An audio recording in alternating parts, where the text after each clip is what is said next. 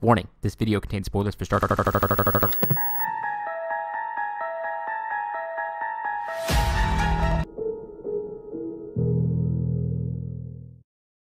The Twilight Zone, Season 1, Episodes 1 and 2, The Comedian and Nightmare at 30,000 Feet.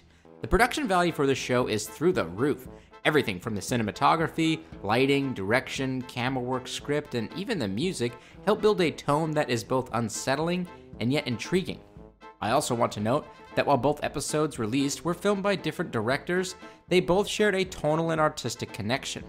I wouldn't be surprised if we eventually get an episode that breaks the mold of what they're trying to do here, but I think it's great that even with such strange and seemingly disconnected stories that the production team has decided to make the tone and visual style be the constant for the audience. So now let's dig into these episodes. So for this Twilight Zone series, I'm going to be looking at each episode for three things: story, acting, and how good the twist was. The episode titled The Comedian follows stand-up comic Samir Wassan during his rise to stardom after making a deal with the devil to become a professional at his routine and making it big. Overall, the story of The Comedian was really well done. While I wished we saw the rise of Samir's popularity and power displayed a bit better on screen, such as maybe moving to Hollywood, dating a bunch of supermodels, or doing drugs, it was still great to watch his character react to his own actions. The acting for this episode was outstanding. Even all of the supporting characters killed it in my opinion. Tracy Morgan as Ty Wheeler, aka the Devil Dealmaker, played the role in an unsettling way that really stuck with me. De'Ara Kilpatrick as Dee Dee was a classic case of the secondary character outshining our lead protagonist in many ways, and I kind of wish the episode was written to focus in on her instead. And finally, Kumail himself did a great job playing Samir. Throughout the episode, Samir went through the gambit of emotions that I feel most of us would go through with this kind of power, from confusion to sadness to somewhat joyful glee and then finally regret. As for the twist, being that anything the audience laughs at while Samir is on stage disappears, was decent. However, it was readily apparent that's what was going on to us as the viewer, while it took Samir a bit too long to understand that the deal was being made that way. However, that's just a nitpick. Overall, I enjoyed this episode a lot. Now, for Nightmare at 30,000 Feet. The story has taken a slight shift away from the gremlin destroying the plane to a podcast that our protagonist, played by Adam Scott, listens to as it details the loss of the plane he is currently flying in, Flight 1015. Overall, I felt this was a really great way of remaking the classic tale.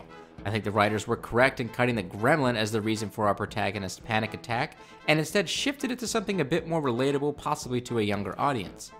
I wasn't let down by this story at all, but I would have perhaps changed the ending a little bit, but I'll get into that in a minute. Again, as with the previous episode, the acting in this one was phenomenal. I especially liked the character Joe, played by Chris Diamantopoulos, who was genuinely unsettling when he got into the plane's cockpit and started murdering everyone. Adam Scott was the main focus for this episode, and he was on full display here as he really just took on the role of Justin Sanderson and made it his own. Really well done.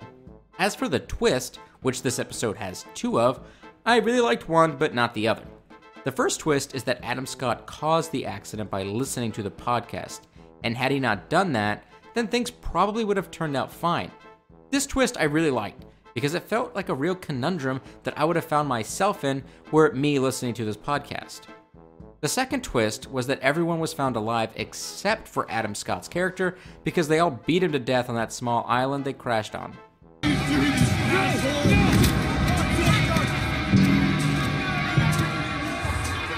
I would have cut this scene out entirely, or just set it up that Adam Scott was the only person alive on the island and that he couldn't escape from it, and that he reaches over to the podcast player again, and we as the audience see that it was never really a podcast player at all, but like a toy or something, or that the podcast player was destroyed, and then cuts back to Adam Scott listening to another imaginary scenario playing up his mania and anxiety.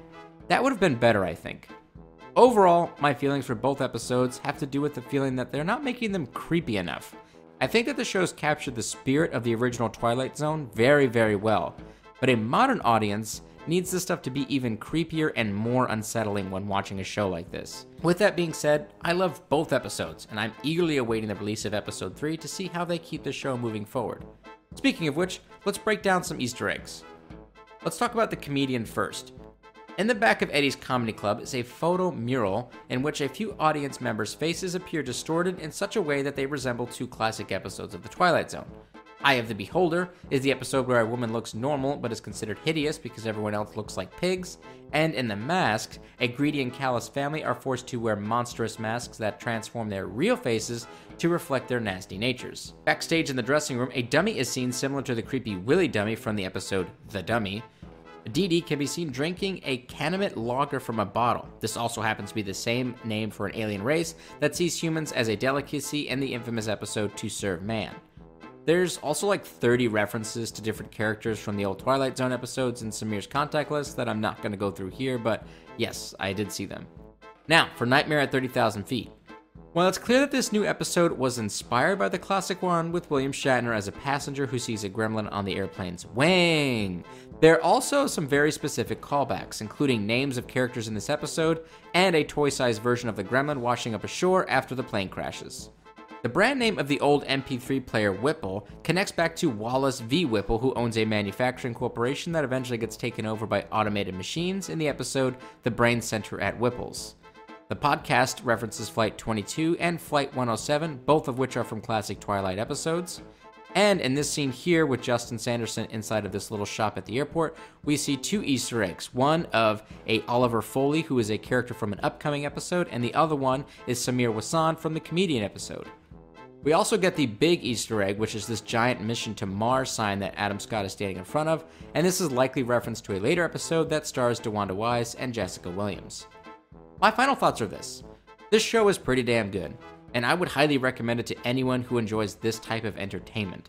I think the creepiness factor will increase over time, and perhaps they are just getting the audience's palate wet with the first season.